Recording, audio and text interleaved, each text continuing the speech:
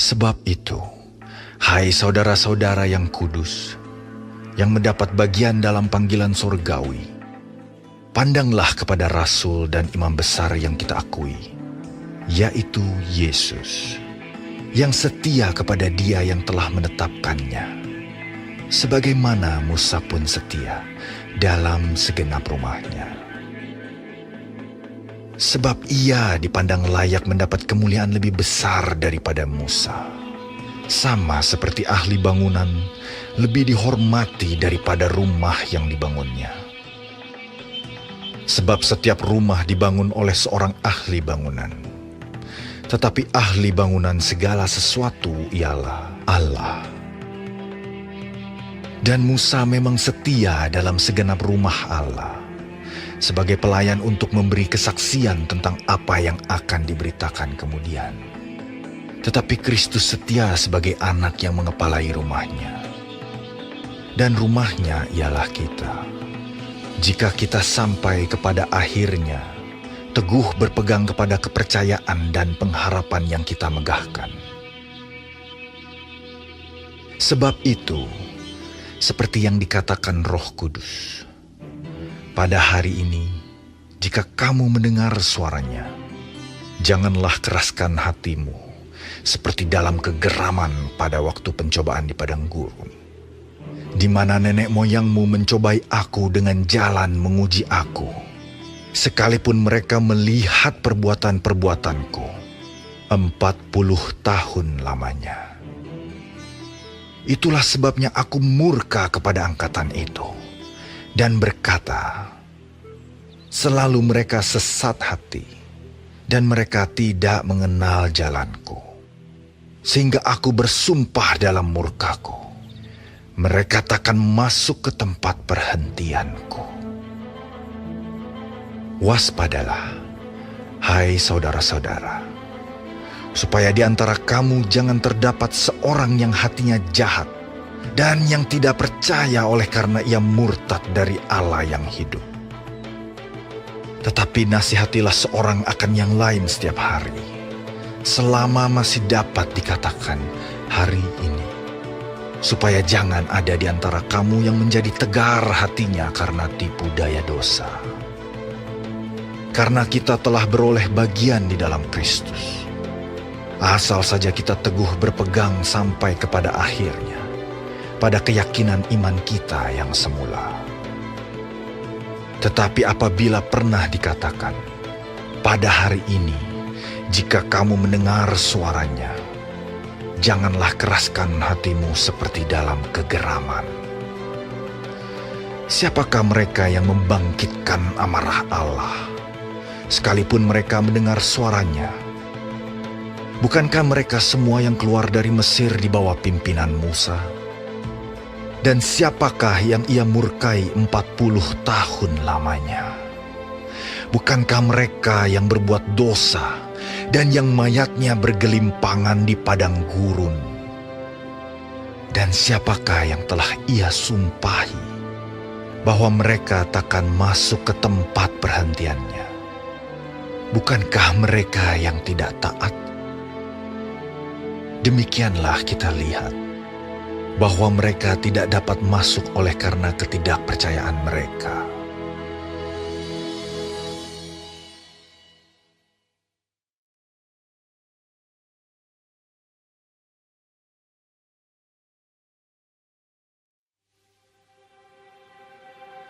Sebab itu, baiklah kita waspada, supaya jangan ada seorang di antara kamu yang dianggap ketinggalan, sekalipun janji akan masuk ke dalam perhentiannya masih berlaku. Karena kepada kita diberitakan juga kabar kesukaan, sama seperti kepada mereka. Tetapi firman pemberitaan itu tidak berguna bagi mereka, karena tidak bertumbuh bersama-sama oleh iman dengan mereka yang mendengarnya. Sebab kita yang beriman akan masuk ke tempat perhentian seperti yang ia katakan. Sehingga aku bersumpah dalam murkaku, mereka takkan masuk ke tempat perhentianku. sekalipun pekerjaannya sudah selesai sejak dunia dijadikan. Sebab tentang hari ketujuh pernah dikatakan di dalam suatu nas, dan Allah berhenti pada hari ketujuh dari segala pekerjaannya. Dan dalam nas itu kita baca, mereka takkan masuk ke tempat perhentianku. Jadi sudah jelas bahwa ada sejumlah orang akan masuk ke tempat perhentian itu. Sedangkan mereka yang kepadanya lebih dahulu diberitakan kabar kesukaan itu, tidak masuk karena ketidaktaatan mereka. Sebab itu ia menetapkan pula suatu hari, yaitu hari ini, ketika ia setelah sekian lama berfirman dengan perantaraan Daud seperti dikatakan di atas. Pada hari ini, jika kamu mendengar suaranya, janganlah keraskan hatimu. Sebab, andai kata Yosua telah membawa mereka masuk ke tempat perhentian, pasti Allah tidak akan berkata-kata kemudian tentang suatu hari lain. Jadi, masih tersedia suatu hari perhentian, hari ketujuh bagi umat Allah. Sebab, barang siapa telah masuk ke tempat perhentiannya, ia sendiri telah berhenti dari segala pekerjaannya, sama seperti Allah berhenti dari pekerjaannya. Karena itu, baiklah kita berusaha untuk masuk ke dalam perhentian itu, supaya jangan seorang pun jatuh karena mengikuti contoh ketidaktaatan itu juga. Sebab firman Allah hidup dan kuat dan lebih tajam daripada pedang bermata dua manapun. Ia menusuk amat dalam sampai memisahkan jiwa dan roh, sendi-sendi dan sumsum. Ia sanggup membedakan pertimbangan dan pikiran hati kita. Dan tidak ada suatu makhluk pun yang tersembunyi di hadapannya. Sebab segala sesuatu telanjang dan terbuka di depan mata Dia, yang kepadanya kita harus memberikan pertanggungan jawab. Karena kita sekarang mempunyai imam besar agung yang telah melintasi semua langit, yaitu Yesus, Anak Allah. Baiklah kita teguh berpegang pada pengakuan iman kita. Sebab imam besar yang kita punya bukanlah imam besar yang tidak dapat turut merasakan kelemahan-kelemahan kita. Sebaliknya sama dengan kita. Ia telah dicobai, hanya tidak berbuat dosa. Sebab itu, marilah kita dengan penuh keberanian menghampiri tahta kasih karunia, supaya kita menerima rahmat dan menemukan kasih karunia untuk mendapat pertolongan kita pada waktunya.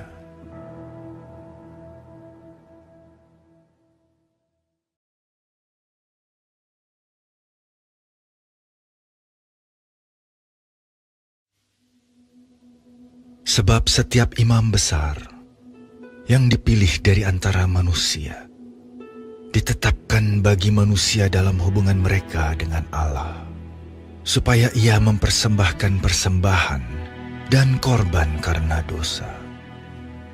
Ia harus dapat mengerti orang-orang yang jahil dan orang-orang yang sesat, karena ia sendiri penuh dengan kelemahan, yang mengharuskannya untuk mempersembahkan korban karena dosa, bukan saja bagi umat, tetapi juga bagi dirinya sendiri. Dan tidak seorang pun yang mengambil kehormatan itu bagi dirinya sendiri, tetapi dipanggil untuk itu oleh Allah, seperti yang telah terjadi dengan Harun. Demikian pula, Kristus tidak memuliakan dirinya sendiri dengan menjadi imam besar, tetapi dimuliakan oleh Dia yang berfirman kepadanya, "Anakku engkau, Engkau telah kuperanakan pada hari ini. Sebagaimana firman-Nya dalam suatu nas lain, Engkau adalah imam untuk selama-lamanya, menurut peraturan Melkisedek. Dalam hidupnya sebagai manusia, ia telah mempersembahkan doa dan permohonan dengan ratap tangis dan keluhan kepada Dia yang sanggup menyelamatkannya dari maut, dan karena kesalehannya ia telah didengarkan. Dan sekalipun ia adalah anak, ia telah belajar menjadi taat dari apa yang telah dideritanya. Dan sesudah ia mencapai kesempurnaannya, ia menjadi pokok keselamatan yang abadi bagi semua orang yang taat kepadanya. Dan ia dipanggil menjadi imam besar oleh Allah, menurut peraturan Melkisedek. Tentang hal itu banyak yang harus kami katakan, tetapi yang sukar untuk dijelaskan karena kamu telah lamban dalam hal mendengarkan. Sebab sekalipun kamu ditinjau dari sudut waktu, sudah seharusnya menjadi pengajar. Kamu masih perlu lagi diajarkan asas-asas pokok dari penyataan Allah.